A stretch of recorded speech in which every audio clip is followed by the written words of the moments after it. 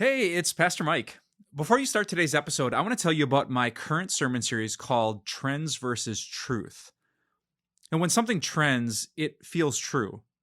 You hear it enough from enough people you respect, and you assume it has to be true, but just because something sounds right doesn't mean it is right. So what does God have to say about some of the most trendy statements of our time and culture? In this series, we're going to look at 5 of them. God told me, be you, love is love, who am I to judge, and practice self-care. Oh, this is one of my favorite series of the whole year. I hope you can check it out by looking up Time of Grace with Pastor Mike Novotny wherever you get your favorite podcasts. And of course, you can always watch this series on timeofgrace.org. I'm standing at a massively important place in Israel. Just here over my left shoulder, you can see this little mound, which is Mount Tabor. And that's the place where many people believe that Jesus was transfigured before 3 of his closest friends, Peter, James, and John. Let me read you from Mark chapter 9. It says, after 6 days, Jesus took Peter, James, and John with him and led them up a high mountain where they were all alone. There he was transfigured before them. His clothes became dazzling white, whiter than anyone in the world could bleach them. And there appeared before them Elijah and Moses who were talking with Jesus. Peter said to Jesus, Rabbi, it's good for us to be here. Let's put up 3 shelters, one for you, one for Moses, and one for Elijah. He did not know what to say. They were so frightened. Then a cloud appeared and covered them, and a voice came from the cloud, this is my son whom I love. Listen to him. I love that line. Sometimes when we think about Jesus, we think of him in kind of a lame way.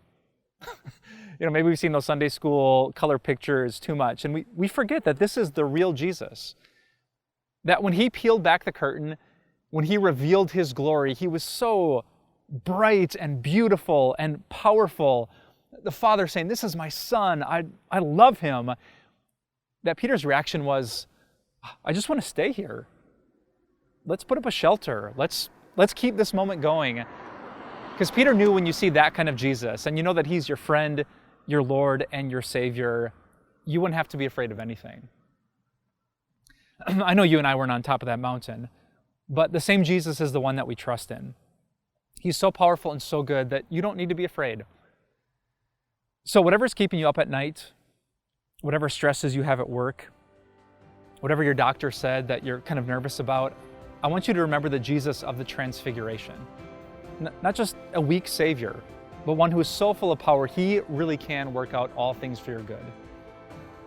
Because the Bible said after Jesus went here, he ended up on a cross. After the cross, he left the tomb empty.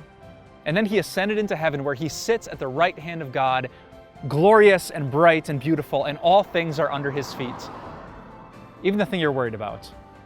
So remember this Jesus, and you don't have to be afraid. That's the beautiful lesson we learned here in Israel at the foot of Mount Tabor. Earlier this year, I got to explore Israel. I'm sitting literally in the place where Jesus' feet touched. I saw some amazing places. The old city of Jerusalem, the Garden of Gethsemane, beautiful Nazareth, and the Mount of Beatitudes, Capernaum, on the shores of the Sea of Galilee. And I can't wait to share these video devotions with you.